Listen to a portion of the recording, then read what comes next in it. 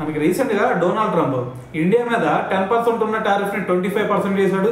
25 కాస్త 50% టారిఫ్ వేసాడు కదా మొన్న. అయితే మరి దీనికి రీజన్ ఏం చెప్పాడు? ఇండియా రష్యా దగ్గర నుంచి ఆయిల్ కొనుగోలు చేస్తుంది. ఆయిల్ కొనుగోలు చేయడం వల్ల రష్యా ఇంకా ఆర్థికంగా బలపడుతుంది. మరి ఆ బలాన్ని మొత్తాన్ని కూడా ఉక్రెయిన్ వార్లో చూపిస్తుంది. సో దానివల్ల ఉక్రెయిన్ ప్రజలు ఇబ్బంది పడుతున్నారని చెప్పేసి ఒక స్టేట్మెంట్ ఇచ్చాడు కదా. సో దాని తర్వాత మరి ఇండియా మీద టారిఫ్లు కనుక వేసాను అంటే రష్యా దగ్గర నుంచి ఇలా ఆయిల్ కొనుగోలు చేయడం ఆపుతారు. ఆయిల్ కొనుగోలు చేయడం ఆపితే వాళ్ళు ఆర్థికంగా కొంచెం వీక్ అయ్యారంటే ఉక్రెయిన్ మీద యుద్ధం ఆపుకుంటారు అని చెప్పేసి ఈ స్ట్రాటజీ తీసుకొచ్చాడు కదా. అయితే ఇప్పుడు దీని గురించే ఒక రిపోర్టర్ డొనాల్డ్ ట్రంప్ని ఒక క్వశ్చన్ అడిగాడు అనమాట. ఏమని అడిగాడు?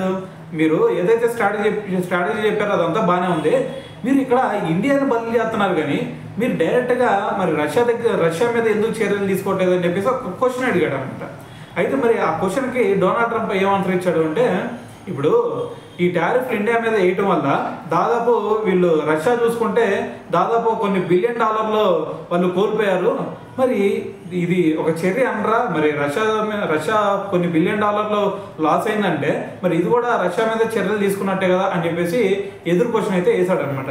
అయితే ఇదంతా పక్కన పెడితే మరి ఇప్పుడు దీనికి సంబంధించి కేసు అయితే మరి అక్కడ సుప్రీంకోర్టులో ఉంది కదా. సో అదే మనకి మన ఫెడరల్ కోర్టు ఏమో యాంటీగా ఇచ్చింది. సో అందుకని చెప్పేసి డొనాల్డ్ ట్రంప్ ఏం చేశాడు, మరి ఫెడరల్ కోర్టుకి ఏం తెలుసు అది అని చెప్పేసి మాట్లాడి దాని తర్వాత సుప్రీంకోర్టులో తెలుసుకుంటా అని చెప్పేసి సుప్రీంకోర్టుకి వెళ్ళాడు. అయితే మరి ఈ సుప్రీంకోర్టు కనుక మళ్ళీ డొనాల్డ్ ట్రంప్కి మరి టారిఫ్లు తెచ్చడం చట్టవిరుద్ధంగా ఉంది తీసే అని కనుక చెప్పింది అంటే ఆటోమేటిక్గా ఈ టారిఫ్లు మొత్తం కూడా గల్లంత అయ్యే ఛాన్సే కనిపిస్తూ ఉంది.